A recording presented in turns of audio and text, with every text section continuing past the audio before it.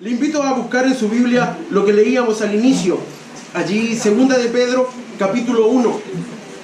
Segunda de Pedro, capítulo 1. Y vamos a estar, esta mañana vamos a estar allí, en este pasaje. Vamos a estar reflexionando en la palabra del Señor. Segunda de Pedro, capítulo 1. Y vamos a leer solo el versículo 4. Por medio de las cuales, dice segunda de Pedro 1, 4, por medio de las cuales nos ha dado preciosas y grandísimas promesas, para que por ella llegaseis a ser participantes de la naturaleza divina, habiendo huido de la corrupción que hay en el mundo a causa de la concupiscencia. Destaco la frase, para que llegaseis a ser participantes de la naturaleza divina. Oramos un momento. Señor, queremos encomendar estos minutos a la reflexión de tu palabra. Quiero pedir, Señor, que dirijas nuestros corazones, que dirijas nuestra mente hacia tu palabra, Señor. Que esta mañana podamos sentirnos desafiados por ella. Que podamos sentirnos, Señor, desafiados a que si hay algo que cambiar en nuestra vida, si hay algo que debemos mejorar, si hay algo que de plano tenemos que sacar de nuestra vida para poner algo divino, que tú esta mañana puedas, Señor, iluminar nuestro entendimiento y desafiarnos a tomar decisiones que pueden cambiar el curso de nuestras vidas. Lo pedimos en el nombre de Jesús. Amén. ¿Conoce cuando se habla de encrucijada? Para aquellos que manejan, llegar a una esquina es una encrucijada, ¿cierto? Hay tres decisiones que tomar: seguir por el mismo camino, o ir a la derecha o ir a la izquierda, o incluso hay algunos que agregan una cuarta, que es mantenerte en el lugar, quedarte allí, que también es una decisión. En la vida nosotros tenemos encrucijadas que llegan a nuestra vida. Hace un rato pastor comentaba lo que está viviendo este esposo, esta familia, este pastor, con la salud de un integrante de la familia. Eso es una encrucijada. Ese es un momento en la vida donde nos vemos enfrentados a situaciones que no controlamos, que son situaciones a través de enfermedad, a través de dificultades, a través de la economía, quizás a través de acciones que nosotros también tomamos y que a veces con las consecuencias tenemos que lidiar. Esa es una encrucijada, y esta familia se encuentra en una encrucijada. ¿Cómo está? ¿Cómo se siente? ¿Cuál va a ser la reacción que va a vivir? ¿Cómo va a ser la reacción que la gente que está alrededor va a percibir de él o de ella? Alguien dijo que el carácter del cristiano no se forja en las dificultades. Ahí se evidencia el carácter. Entonces, ¿qué es lo que pasa antes? Hay una preparación para ese momento, que sin duda no sabemos cuándo va a llegar, pero mi querido, va a llegarle. Usted en algún momento de su vida se va a encontrar en una encrucijada de su vida, donde va a tener que mostrar, como se suele decir, de qué está hecho, cuál es su carácter, cuáles son sus convicciones. En algún momento, quizás algunos de ustedes ya lo han vivido, ya han vivido una situación difícil en su vida, que usted, yo ahora le digo encrucijada, le digo situación difícil, y ese momento viene a su mente, y usted dice, sí, yo ya he vivido algo así. Y usted sabe cómo salió, usted sabe cómo reaccionó. Pero para aquellos que quizás no lo han vivido aún, no quiero ser dramático, ni pesimista, ni negativo, pero lo va a vivir. Va a pasar. Porque esas situaciones Dios las utiliza para forjar nuestro carácter. No podemos evitarlo. En el Señor Jesucristo Él tuvo encrucijadas. Una de las más notables que tenemos es allá en el huerto de Getsemaní. Tuvo su encrucijada, tuvo su momento difícil, tuvo su momento de decidir, y Él lo decidió. Su encrucijada estuvo: Señor, ¿qué hago? Con la expresión: Señor, si fuese por mí, pase de mí esta copa. Ahí está la encrucijada. Ahí vemos la humanidad del Señor como está viéndose enfrentada en esa encrucijada en su vida. Pero también vemos su carácter. Pero que no se haga mi voluntad, sino la tuya. Ahí está el carácter. Ahí está claro cuál es el sentir, a dónde va a apuntar, a dónde se va a dirigir el Señor, encrucijada. Usted va a tener una. Los jóvenes, las señoritas van a vivir una encrucijada. Usted como matrimonio va a vivir una encrucijada. ¿Está preparado para eso? ¿Está preparado para ese momento difícil? ¿Cómo va a reaccionar? ¿Cómo va a responder a eso? Aquí el pasaje de Pedro nos da algunos puntos importantes para estar preparados, para participar, como dice el pasaje, de la naturaleza divina. Llamados a participar con Dios. A través de Jesucristo podemos relacionarnos directamente con Él. Entonces debemos estar capacitándonos, preparándonos para esto. Un poco de contexto. Ahí la carta ya sabemos que la escribió Pedro, que era del círculo más cercano del Señor Jesús, de los tres más cercanos del Señor Jesús, junto a los hermanos Juan y Jacobo. Él vivió experiencias importantísimas con el Señor Jesús. En su libro, en la primera carta, hace referencia a una de ellas. Ya en la segunda también hace referencia a alguna de ellas. Usted puede leer después y darse cuenta de eso. Pedro era un hombre que escribió esta carta posterior a uno de los eventos, o a los años, pero un evento que siempre a mí me llama mucho la atención de él, es cuando después que le negó al Señor. ¿Se recuerda? El Señor había dicho cómo iba a suceder ese evento y sucedió tal como el Señor Jesús lo dijo que iba a suceder. Pero a mí me apasiona mucho y me gusta mucho visualizar en mi mente lo que es la mañana siguiente o las mañanas siguientes. Porque usted se recuerda de que Pedro y los discípulos dijeron: el Señor murió. Algo en sus mentes falló, no se recordaron de que el Señor había dicho que al tercer día iba a resucitar. Pero algo pasó en sus mentes. No estaba esa imagen, no estaba esa información. ¿Qué hicieron ellos? Se regresaron a pescar. El Señor les dijo: ustedes van a ser pescadores de hombres. Pero ellos, en la encrucijada en su vida, perdieron a su líder, perdieron a su maestro. ¿Cuál fue su decisión? Volver a hacer lo que estaban acostumbrados a hacer antes. Y se fueron a pescar. Es por eso que el Señor Jesús los fue a buscar allá, a la playa, para tomar desayuno con ellos. Para tomar un pescadito allí, asado. Allá bien fitness el Señor, ¿eh? Allá, ¿cierto? Pescadito, todo bien. Y ahí tiene una conversación el Señor con Pedro. Y el Señor le dice: Pedro, ¿me amas? Y usted sabe que el relato él lo cuenta 3 veces, ¿cierto? Le pregunto: Pedro, ¿me amas? Algunos hablan de que fueron 3 veces porque le negó 3 veces. Otros solo por la repetición. Pedro, ¿me amas? Apacienta mis corderos. Pedro, ¿me amas? Y posterior a esa conversación, la vida de Pedro cambió totalmente. Su mente cambió totalmente. Hubo un impacto del Señor Jesús en la vida, en la mente y el corazón de Pedro, que desde ahí determinó un estilo de vida totalmente diferente. Abandonó totalmente las redes. El barco, ya no lo vemos nunca más volver al barco. Se determinó a vivir para su Señor, a tal punto de morir por la causa del Señor. Esa relación, ese impacto, Pedro lo vivió allá. Y ahora él escribe, muchos años después, escribe a este grupo de gente que están en la dispersión, como dice en la primera carta, que están siendo perseguidos por el Evangelio, perseguidos por diferentes situaciones. Y en esta carta él les va a hacer 2 recuerdos. El primer recuerdo que va a hacer es que recuerden que han sido escogidos y llamados por Dios.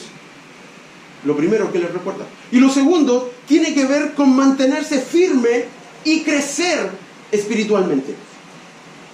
Y ahí es donde está el punto para mí en esta mañana que quiero compartir con usted. El versículo 4 nos habla de que somos llamados a participar de la naturaleza divina.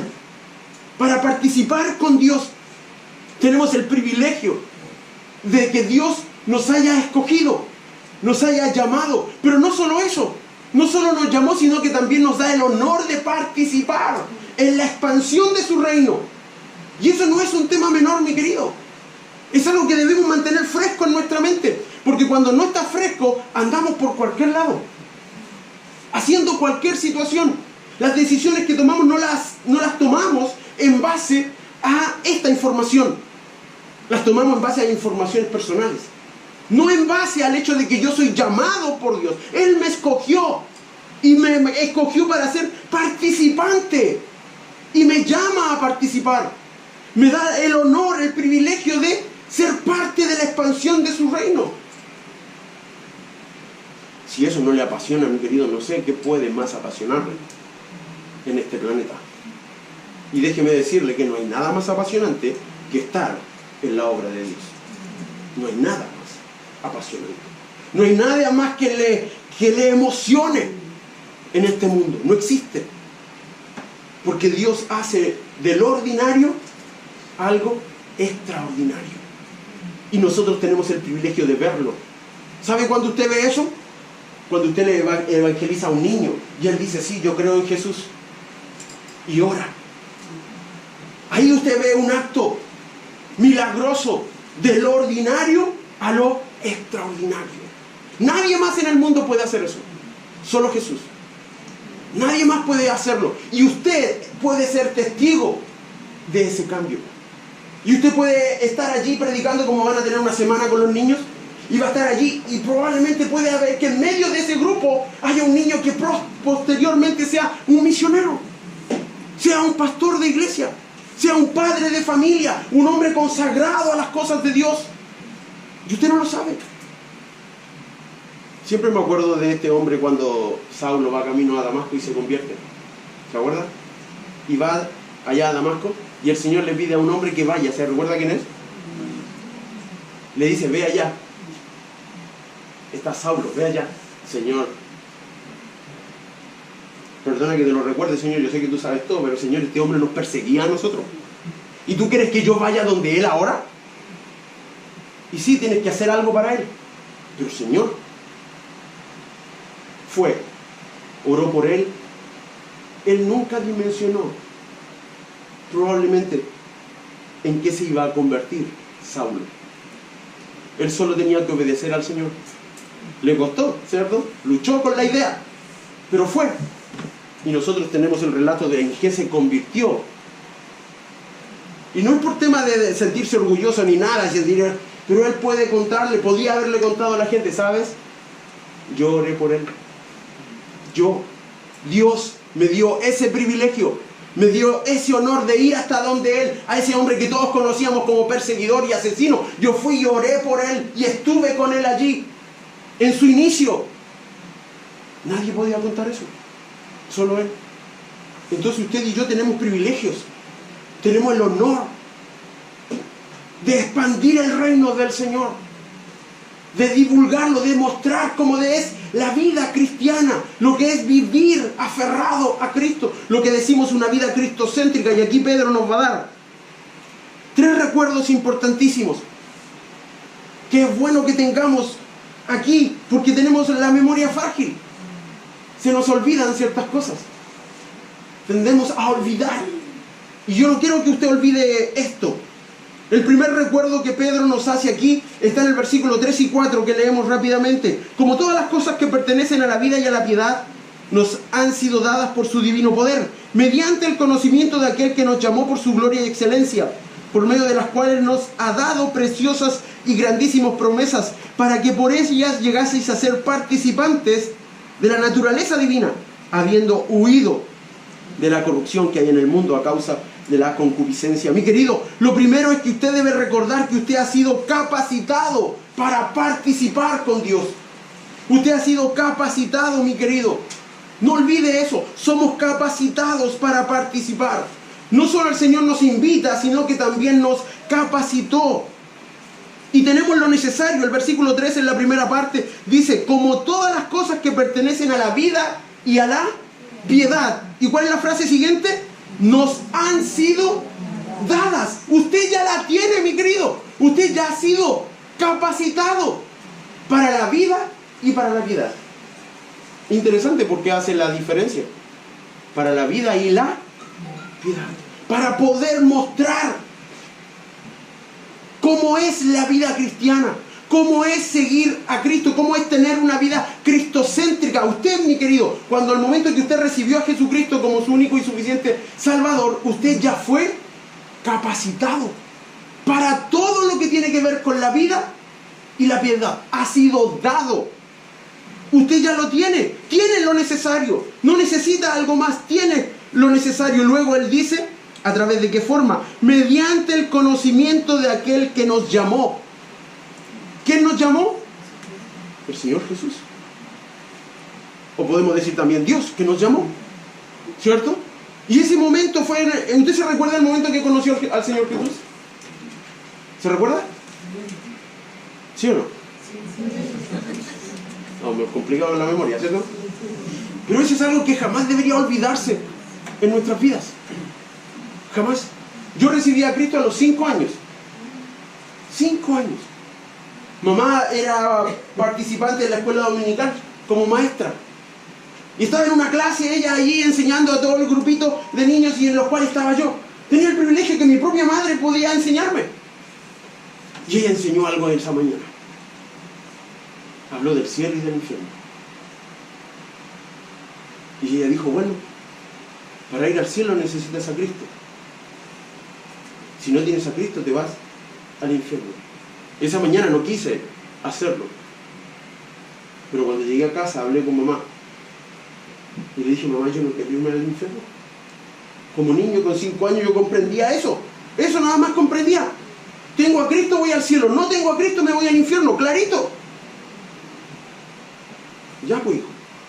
Y me guió mi mamá. 5 años. ¿Se recuerda ese día? Ese día que Dios hizo la diferencia en su vida. Cuando usted tuvo ese encuentro personal con el Señor. Cuando el Señor le encontró a usted. No es que nosotros encontramos a Cristo. Cuando el Señor vino hacia nosotros. Ese momento usted ya fue capacitado. Mediante el conocimiento. Mediante aquel encuentro personal con el Señor. Entonces usted ya tiene lo necesario. Tiene el conocimiento. Pero además también el Señor no solo nos dejó eso, sino que el versículo 4 nos dice que por medio de las cuales nos ha dado preciosas y grandísimas promesas. No solo tuvimos esa capacitación, no solo fue a través del encuentro personal con el Señor, sino que también Él nos ha dejado promesas. Preciosas y grandísimas dice que son. Debemos conocerlas. Yo le pregunto, ¿cuánto tiempo pasa con la Biblia usted? ¿Sabe que a veces nosotros nos permitimos cosas en nuestra vida espiritual que no nos permitimos en lo físico? ¿A qué me refiero con esto? El otro día alguien viene y me dice, oye Francisco, estás un poquito gordito. Mi mente inmediatamente dice, bueno, necesito hacer ejercicio. Gym, caminar. Y lo que más difícil es dejar de comer. ¿Cierto? Entonces yo ya me empiezo a mentalizar. Pero si alguien viene y me dice, oye Fran, ¿te acordáis de tal versículo? Oh, no me acuerdo. No digo, ya mañana empiezo a leer la Biblia. No me digo eso. ¿Cierto? Entonces nos permitimos cosas en lo espiritual que en lo físico no nos permitimos. Porque si yo me miro al espejo y me veo un poco allí, que la ropa, no, que ya el botón está a punto de salir disparado por algún lado, me propongo cambiar. Me propongo buscar una forma. Pero en el espiritual no nos proponemos. ¿Cuántos tienen su vida devocional? Que puede decir que es disciplinado, que tiene su vida devocional. Que a tal hora se levanta, no importa lo que hay, usted lee la Biblia, usted ora, usted tiene un plan allá de lectura, tiene su libro devocional, no sé si usará la hora silenciosa, no sé qué método usará, pero lo tiene. Mi querido, si no lo tiene, yo le digo que usted se está poniendo en peligro usted solo. Porque usted necesita saber lo que el Señor ha dejado. Esas promesas grandiosas, bellas, que están ahí. Porque cuando llegue la encrucijada, usted necesita tener material para responder.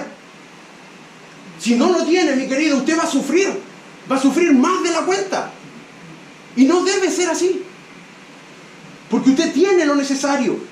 Tiene el conocimiento de Cristo, tiene las preciosas y grandísimas promesas. Siempre doy este ejemplo en la Biblia, cuando el Señor Jesús se vio en la tentación. Quizá usted ya lo ha escuchado un montón de veces, pero es válido, porque así tiene que funcionar. Cuando Él fue tentado, ¿con qué respondió? ¿Con sus fuerzas? No, escrito está. Escrito está. Las 3 veces respondió de la misma forma. Citó la Escritura. Citó el libro de Deuteronomio. Lo citó. Aquí yo quiero hacer un paréntesis. Siempre, no sé si a ustedes les ha pasado, pero a veces yo pienso en José, el papá del Señor Jesús. Él era reconocido por ser un hombre muy estricto, muy fiel a la ley hebrea. Una de las principales responsabilidades de un padre era enseñarle la ley a su hijo. A los 12 años, ellos tenían por costumbre que era la primera vez que iba el niño al templo. ¿Por qué? Porque era una transición, donde pasaba de ser niño a ser un hombre, a ser un adulto. Ya no era tratado de la misma forma. Como padres, aquí a los que son padres, ¿cuál es el trabajo que han hecho con sus hijos? ¿Sus hijos le han visto leer la Biblia? ¿Sus hijos le han visto orar?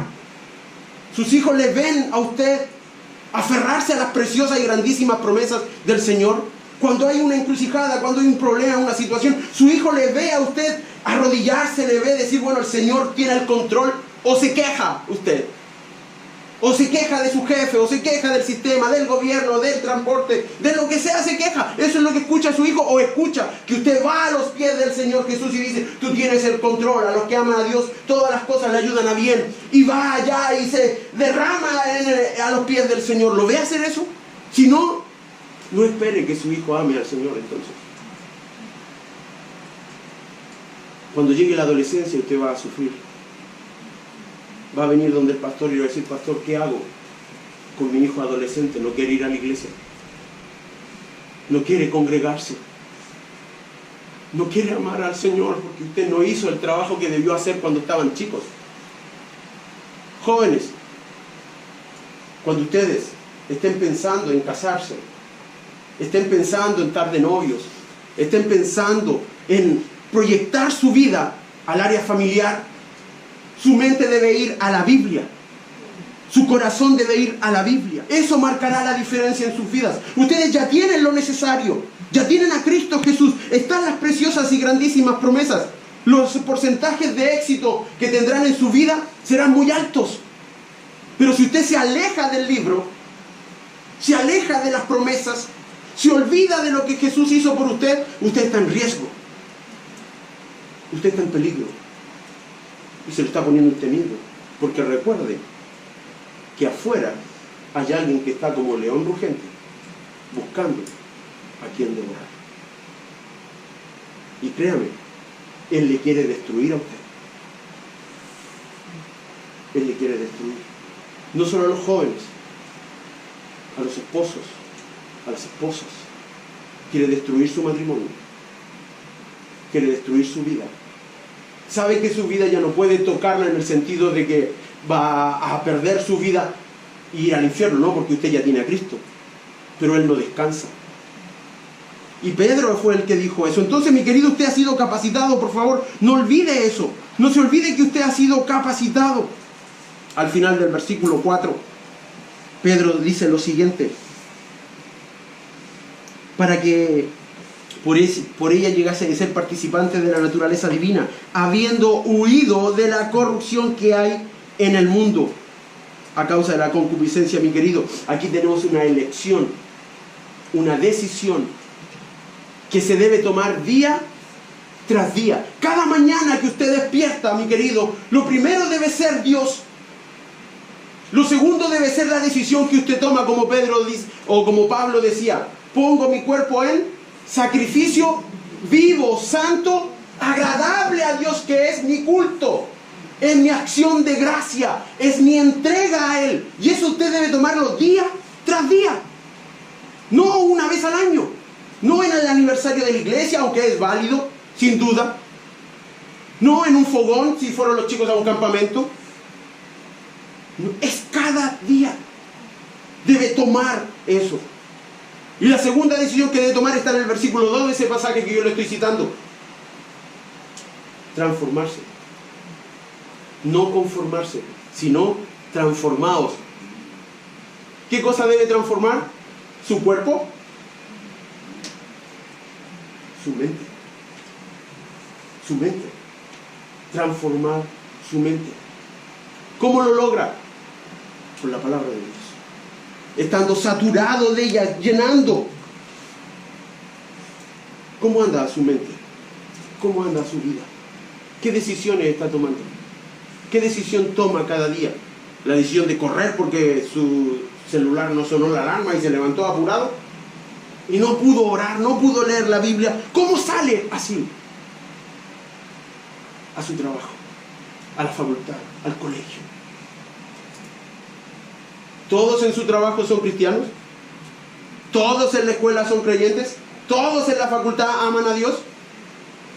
¿Sí o no? ¿Necesita estar preparado para llegar a ese medio? Sí. ¿Lo hacemos?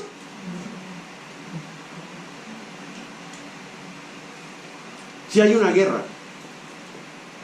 el soldado va a la guerra y él sale corriendo y no lleva ni su fusil, ni su cuchillo, ni su armamento, ni su mochila de sobrevivencia, nada. ¿Qué va a pensar usted de él? ¿Cuál va a ser el análisis que va a hacer del soldado? No sirve, ¿cierto? No está preparado para la guerra. Hermano, así somos nosotros. Cuando no oramos, cuando no leemos, cuando no nos consagramos, cuando no está Dios en primer lugar en nuestra vida. Decidimos salir a un mundo que lo reina Satanás. Lo gobierna Satanás a su forma. Y nosotros creemos que tenemos la capacidad de ir y luchar con él. Así como estamos. Y va y se enfrenta. No, si a mí no me va a pasar nada. Yo me recuerdo muy bien del mensaje del domingo del pastor. Y usted piensa que se alimentó un día espiritualmente y le va a ayudar para los siguientes 6. ¿Está bien eso? Pero lo pensamos así, ¿cierto? ¿Sí o no? ¿Lo pensamos así? Ahora si yo le pregunto, ¿usted va a comer hoy día su gran almuerzo? ¿Y el siguiente día que va a comer es el próximo domingo? ¿Le gusta la idea? No, ¿cierto? No le gusta. Porque su cuerpo le pide alimento. 3, 4, no sé la cantidad de veces que usted coma. Pero lo hace día a día. ¿Por qué en lo espiritual? Otra vez nos permitimos cosas que en lo físico no nos permitimos. Mi querido, estamos capacitados. Dios nos ha capacitado, nos ha dado a través del Señor Jesús, a través de la Biblia, nosotros debemos tomar esa decisión. Debemos ir hacia adelante. Eso es lo primero. Lo segundo, está en el versículo 5 al 7. Lo primero tiene que ver con capacitar, hemos sido capacitados. Lo segundo, debemos esforzarnos para participar. Aquí hay algo interesante. Dios ya hizo algo. En los primeros 2 versículos vimos que Dios hizo algo para nosotros. Nos ha dado preciosas y grandísimas promesas. Nos ha dado todo lo que pertenece a la vida y a la piedad. Él ya hizo todo. Ahora nos corresponde a nosotros. Y ese nosotros es esforzarnos para participar. Miren lo que dice versículos 5 al 7. Vosotros también, poniendo toda diligencia, por esto mismo, añadid a vuestra fe virtud. A la virtud conocimiento, al conocimiento dominio propio, al dominio propio paciencia, a la paciencia piedad, y a la piedad afecto fraternal, y al afecto fraternal amor. Aquí tiene que ver con esforzarnos a participar, ya es una decisión nuestra. Y él comienza diciendo en el versículo 5, vosotros también, o sea, ya que Dios hizo lo suyo, ahora le corresponde a usted, a nosotros, hacer lo que nos corresponde. Dios no va a hacer lo que a nosotros nos corresponde, como nosotros no vamos a hacer lo de Dios. Cada uno tiene que hacer lo que le corresponde hacer. Y en el versículo anterior ya vimos que Él ya lo hizo. Entonces ahora me corresponde a mí, dice Él, más vosotros también poniendo toda diligencia. Diligencia tiene la idea de urgencia, de algo importantísimo, de algo que tiene que hacerse. No puede pasarse a otra persona, no puede pasarlo por alto. Usted necesita hacer esto. Eso es lo que Pedro está diciendo. Usted necesita ahora, después que ha escuchado que Dios ya le capacitó, que Dios le dio todo a través del Señor Jesús, que usted está listo, esto es lo que necesitas hacer: poner diligencia. ¿En qué cosa? El mismo versículo nos dice: por esto mismo, añadid a vuestra fe. La diligencia, el desarrollo tiene que estar enfocado al añadir a su fe. Créame que cuando me encontré con este pasaje, hace algunos años atrás, me provocó un conflicto. Porque yo me recordaba que en muchas predicaciones me decían que la fe es suficiente. Y Pedro me dice que debo añadir a mi fe entonces. ¿Cómo concuerda esto? ¿Cómo encaja esto entonces? Bueno, tiene que ver con mi labor. Tiene que ver con mi decisión. Con esto de esforzarme con diligencia. Debo desarrollar mi vida. Usted debe crecer. Yo debo crecer. Usted no puede ser el mismo. Ejemplo desde el año pasado. ¿Alguien hizo alguna evaluación personal a final de año con la dirección de mejorar este año? ¿Alguien hizo? Ok. Bueno. ¿Cómo usted se encuentra ahora? ¿Se encuentra que está bien? ¿Creció el año pasado? Sí, 2 centímetros. Y eso podemos notarlo en los niños, ¿cierto? En los niños. Cuando a veces uno lo nota más cuando uno se va más tiempo y después vuelve y se encuentra, como me pasó a mí con los hijos de el hermano Ramírez allá. Me lo encontré aquí, el pastor me dice, mira, estos son los hijos de papá. Altos ya. Podemos notar el crecimiento físico, ¿cierto? Pero ¿cómo notamos el crecimiento espiritual? ¿Cómo notamos que un adulto está creciendo? Y eso es algo que un niño dijo. Es fácil para nosotros decir que tenemos que crecer, pero ¿cómo notamos si un adulto crece? ¿Cómo usted nota que creció espiritualmente? ¿Cómo sabe usted que el año pasado usted creció espiritualmente? ¿Puede evaluarlo? Aquí él está queriendo llevarnos a ese pensamiento de decir, tú debes añadir. Interesante lo que va a nombrar a continuación. Virtud, conocimiento, dominio propio, paciencia, piedad, afecto fraternal, amor. 7 puntos, características o cualidades que dice él que debemos añadir a nuestra fe. Ahora, ¿qué tal está su virtud? ¿Se considera un hombre o una mujer virtuosa? Ahí ya con el primero ya nos mató ya, ¿cierto? Ahí como que ya primero tenemos que empezar. ¿Y qué es virtud, hermano Francisco? Bueno, virtud es excelencia moral. ¿Qué tal está su excelencia moral? ¿Cómo está en esa línea? ¿Cuáles son sus pensamientos? Porque hoy día tenemos una línea de pensamientos, mis queridos, donde el creyente necesita tener claras sus convicciones, basadas en la palabra de Dios, no en lo que yo pienso, no en lo que yo creo, no en lo que yo, o cómo debería ser.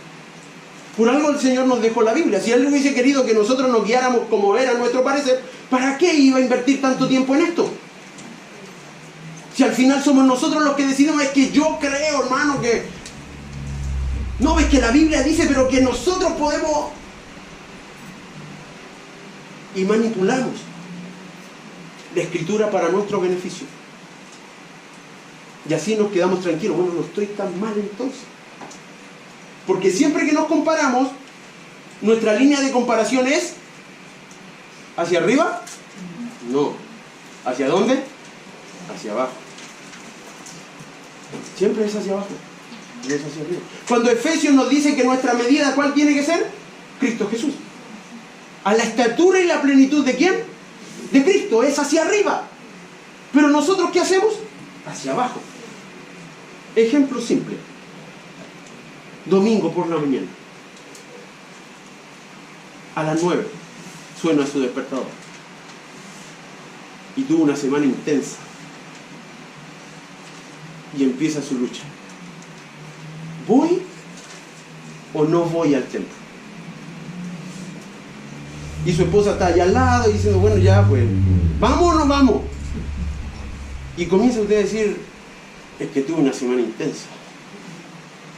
Ya ahí, la pregunta es, ¿vamos o no vamos? No, pero es que tuve una semana intensa. Pero si faltamos un domingo, ¿Qué tiene hermano? Si te acordás del hermano fulano que ese ya en como 3 domingos que no va. Porque ahí viene nuestra memoria perfecta. ¿Cierto? Nos acordamos del fulano allá que el hermano... Y de pasadita dice, bueno, voy a hablarle al pastor para que lo visite. Como que nos preocupa el hermano. Cuando no es así. Usted se está justificando. ¿Para qué? Para quedarse. Porque entiende que puede pasar por alto. Debemos analizarnos constantemente porque Pedro está diciendo, usted debe esforzarse para participar. Usted debe aplicar diligencia, disciplina. Usted debe tener, y por eso va añadiendo después, conocimiento. ¿Qué tal está su conocimiento de Cristo? Sencilla pregunta. ¿Cuántos versículos se aprendió el año pasado de memoria?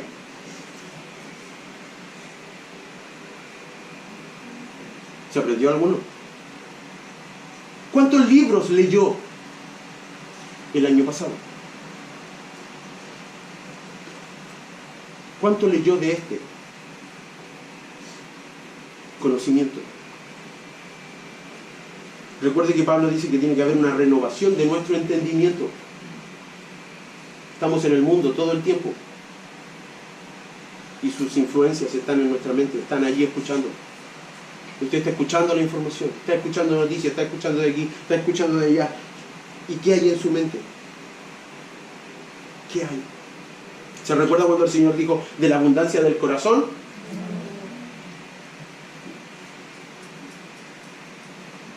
Fascinante, ¿no? Solo falta escuchar 5 minutos a un creyente y usted va a saber cuánta Biblia tiene en su mente. Porque de la abundancia del corazón habla la boca. Cuando usted va al trabajo, mi querido, mi querida hermana, y llega la hora allí de almorzar, quizás todos juntos con sus compañeros, ¿cuáles son sus temas de conversación? El fútbol, la novela, la crisis. ¿Cuáles son sus puntos de conversación? ¿Sabe? Yo hace algunos años aprendí una palabra que se llama ser intencionales. Usted y yo como creyentes debemos ser intencionales. ¿Qué quiero decir con esto? Que debemos provocar que sucedan ciertas cosas. Si yo estoy en mi trabajo y llega la hora de comer, lo mínimo que usted debe hacer es orar por ese almuerzo. Y usted va a provocar algo. Si no lo hace, también provoca algo. ¿Cierto? Intencionalidad. Debemos ser creyentes intencionales. Provocar cosas. ¿Para qué? Para llegar a un punto. Si a usted le gusta opinar, ejemplos sobre temas de política o temas del gobierno y todo eso, alguien dijo que para poder tener opinión hay que conocer. Por ende, entonces, si tenemos que ver noticias, ejemplo, tenemos que leer el diario, tenemos que escuchar ciertos comentarios para poder tener opinión. Ahora, si en su espacio, allá en su trabajo, hay gente que le gusta hablar de esto, usted se prepara para eso, pero con el fin de llegar a Cristo. Si usted solo lo hace para armar polémica o mostrar su punto y no llega a Cristo, mi querido, usted perdió el tiempo. Y probablemente perdió la posibilidad de evangelizarle a esa persona. Pero ¿qué hacemos nosotros? No, es que ¿para qué vamos? ¿Ha escuchado esa expresión que en las empresas dice hay 3 temas que usted no puede hablar? Fútbol, política. Yo le pregunto a usted, ¿Jesús es religión para usted?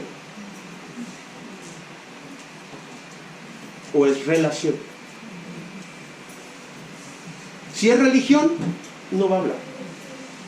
Si es relación, usted no puede evitarlo hablar de él. No puede. Porque eso dijo Pedro. Estaban presos, ¿se recuerda? Bueno, van a salir, les vamos a liberar. El único que le pedimos es que no hablen de Jesús. Bueno, aquí estamos en problema. Porque yo no puedo callar lo que he visto. Yo digo, no puedo hacerlo. Va contra mi esencia, mi persona. Estoy ligado a Cristo. No puedo quitarlo de mí. No puedo dejar de hablar de Él porque lo que Él hizo para mí es tremendo. Yo iba al infierno, comprendí esa verdad. Mis pecados me condenaban. Y Él se acercó en mi peor momento y me abrazó y dijo que me amaba. Y luego me dio vida aquí en la tierra y en el cielo.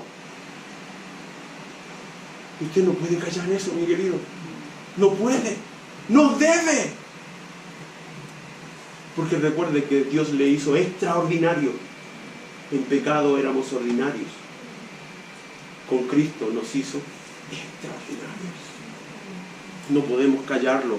Es por eso que debemos esforzarnos cada día, poner diligencia, añadir a nuestra fe. ¿Qué cosa? Lo que está aquí. Por tiempo no podemos dedicar a cada uno de estos que está aquí. Yo le quiero animar para que después en casa usted busque el significado de cada uno de estos y cómo aplicarlo. Primero evaluándose cómo están. Si están estas cosas en ustedes o no. Si están en mí o no. Y si no están, debo esforzarme por tenerlas y desarrollarlas en mi vida. Si yo le pregunto, ¿usted ha leído los evangelios? ¿Conoce las historias de Jesús? Le pregunto, ¿de estas 7 las tenía el Señor Jesús?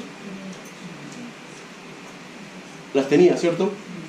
Toditas las tenía. Y recuerde que, como le citaba hace un ratito atrás, Pablo dijo que debemos llegar a la plenitud de Cristo, a imitarle a Él. Entonces, estas deben estar en nosotros. El desarrollo personal es importante. Hoy día las empresas todos buscan desarrollo personal. Que sus personales se desarrollen. Que sean capaces de hacer más de una cosa. Ya no existe ese que se dedicaba solo a una cosa. Ahora tiene que ser funcional, integral. Él debe saber de todo. Debe poder desarrollarse en esta área. Puede ser bueno en el idioma, puede ser bueno en este otro tema. ¿Por qué? Porque es útil para la empresa. Y invierten en el desarrollo de las personas. Nosotros como cristianos debemos invertir en nuestro desarrollo personal. ¿Cómo vamos a invertir? Obviamente lo primero es venir a la iglesia. Asistir, escuchar las predicaciones. Tener el hábito de escribir, tener el hábito de anotar. Luego llevarlo a casa, reflexionarlo, meditarlo, fortalecerlo con su vida devocional día a día. Así se fortalece. Así usted mejora su calidad como creyente. Si yo le pregunto, en la sociedad en la que estamos hoy, ¿se necesitan creyentes de esta forma? Pero la segunda realidad es que escasean. ¿Por qué escasean? Porque han decidido añadir otras cosas. Y eso nos transforma en cristianos selectivos. Escogemos en qué áreas crecer y en qué áreas no crecer. Lo escogemos. Usted y yo escogemos. Somos creyentes selectivos. Y no debe ser así. No debe usted escoger en qué va a crecer. Usted debe crecer en todas las áreas de su vida. Porque está capacitado para eso. Dios ya hizo todo para nosotros. Ahora nosotros necesitamos esforzarnos para participar. Por último, tenemos el tercer recuerdo que Pedro nos hace. Que debemos seguir creciendo cada día. Versículos 8 y 9.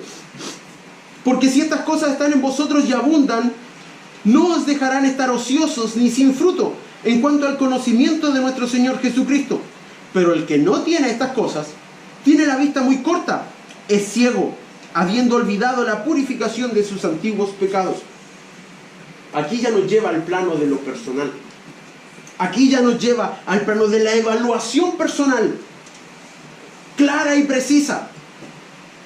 Él dice en el versículo 8, porque si estas cosas están en vosotros y abundan, hay una evaluación personal aquí. ¿Qué cosas? ¿De qué cosas está hablando? De las que nombró anteriormente, las 7 que nombró antes. Si estas cosas están en ti y abundan, ¿cuál es la reacción? ¿O cuál es el resultado? No os dejarán estar ociosos. ¿Se entiende lo que es ocioso, cierto? Hay algunos que valoran el tiempo del ocio, ¿cierto? Yo he hablado con personas, no, dice yo, tengo tiempo para aquí, tiempo para allá y tengo el tiempo de ocio. ¿Qué quiere decir eso? No hace nada. Tiene un magíster en no hacer nada. Un doctorado el tipo. ¿Ya? No hacer nada. Tiempo de ocio. De ver alguna serie. Por lo general tiene que ver con ver, no con hacer. Tiene que ver con ver algo. Ahora sin hacer nada. No ponen eso, ¿cierto? No, ponen otras cosas para que suene más espectacular. ¿Sí? Y yo, oh, wow.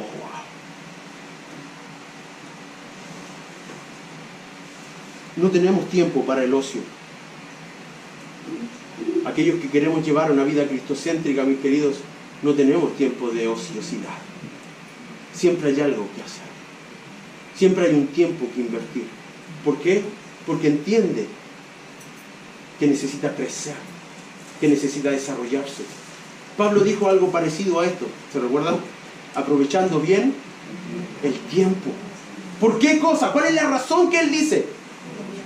Porque los días son, y si analizamos nuestro contexto acá nomás, ¿qué tal son? ¿Buenos o malos? Siempre va hacia abajo, ¿cierto? Pesimista, malo, todo malo. Yo le pregunto, si usted analiza todo, empieza a mirarlo a la luz como Jesús lo ve, ¿sabe? Usted no va a ser pesimista. Pero el Señor sí veía, ¿cierto? Él vio a las multitudes y tuvo compasión, porque son como ovejas sin pastor. Compasión. Tuvo su visión. Él tenía la percepción de la sociedad, veía la sociedad como era, pero eso no le llevó al pesimismo, sino que le llevó a hacer algo por ellas. Hizo algo hermoso. Se entregó a sí mismo. Dice el versículo, después que hay una evaluación personal, hay una evaluación de producto. Dice él, después, no os dejarán estar ociosos ni sin fruto. En cuanto al conocimiento de nuestro Señor Jesucristo, fruto. ¿Se recuerda Juan cuando el Señor dijo, separados de mí, nada podréis hacer? El fruto. Fuimos diseñados para fructificar. ¿Se recuerda Génesis? Al ser humano le dijo eso. Vas a reproducirte según tu especie. Pero cuando hablamos de especie, hablamos de la especie cristiana, que hoy escasea más. Está en peligro de extinción, parece, ¿o no? Usted como que anda buscando un creyente por ahí, como que... Usted tiene que ser ese creyente que la gente está buscando. Porque la gente está sedienta de algo diferente. Está cansada de lo mismo. Está cansada de decir algo y vivir otra cosa. Está cansada de decir que usted es creyente en sus redes sociales, pero jamás le habló de Cristo.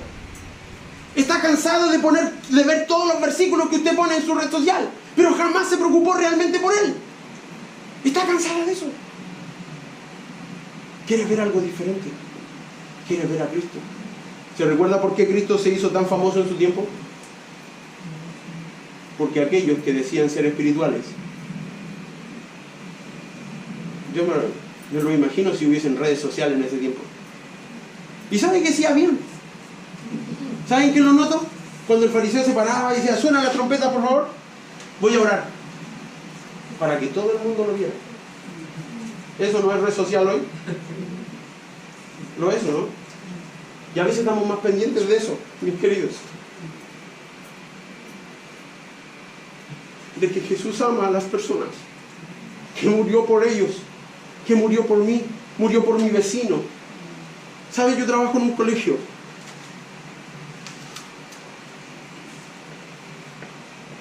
Y es difícil lidiar en un colegio. Charlaba con una señorita, estaba junto con la profesora de disciplina del colegio. ¿Y por qué hace tal cosa?, le pregunta a ella. Quiero llamar la atención de mi padre, porque él dice que yo no le importo. No le importo a mi padre. Entonces no me importa nada de lo que yo haga aquí. Me paga el colegio, me paga profesores particulares. El colegio en el cual trabajo está enfocado en la gente de dinero, en la ciudad donde vivimos. pero están pendientes los padres de las redes sociales, están pendientes de sus hobbies, de su gym, de su ejercicio, de su grupo de amigos, y van y ponen a sus hijos en la escuela cristiana pensando, ellos le van a enseñar a mi hijo.